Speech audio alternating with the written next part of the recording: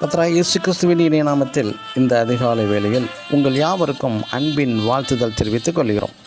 இன்று நாம் தியானத்துக்கு எடுத்துக்கொள்ள இருக்கிறதான வேத வசனம் எபேசியர் 5ஆம் அதிகாரம் 9ஆம் வசனம். ஆவியின் கனி சகல நற்குணத்திலும் நீதியிலும் உண்மையிலும் விளங்கும். ஆமென். ஒரு கிறிஸ்தவனுக்கு ஆவியின் கனியாகிய கலாத்தியர் 5ஆம் அதிகாரம் 22, 23 வசனங்கள் சொன்னது போல யாவுமே மிக அவசியம்.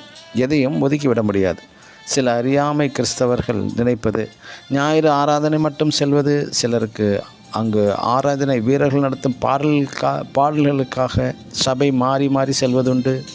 உள்ளம் முருகும் பாடல்கள், மனதை மயக்கும் இசைகள் மூலம் பரவசப்பட்டு நடனமாடி வந்தாலே தேவ பிரசன்னம் நம்ம தொட்டுவிட்டது, இறங்கிவிட்டது என்பார்கள்.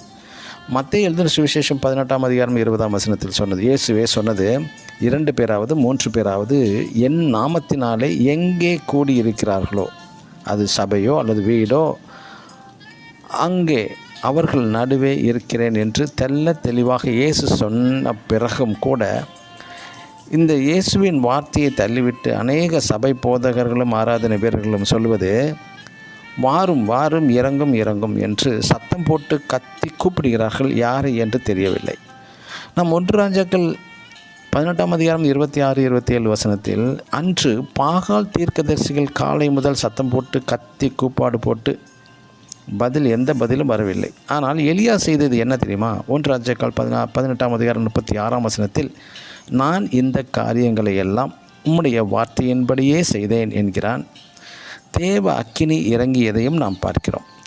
துதி பாடல்கள் அவசியம்தான். ஆனால் அதைவிட மிக முக்கியமானது சத்திய வசனம் கேட்டு அதன்படி ஜீவிப்பது. இன்று அநேக சபைகளில் தேவ வார்த்தைக்கு சிறிது நேரம் மட்டும் ஒதுக்கிவிட்டு ஆராதனை, பாடல்கள், ஆவிக்குரிய கூட்டங்கள் என்று சொல்லி வேறு திசையில் சத்தியம் இன்று போய்கொண்டிருக்கிறது. இப்படி இருக்கிற சபைகளில் எப்படி சபை விசுவாசிகள் சத்தியத்திலும் சகல நற்குணத்திலும் நீதியிலும் உண்மையிலும் சிறந்து விளங்க முடியும்? எலியா செய்தது போல நொறுங்குண்ட இருதயத்தோடு சத்திய வசனத்தின்படி சாட்சியாய் நாம் விளங்குவோமாக. ஆமென். God bless you.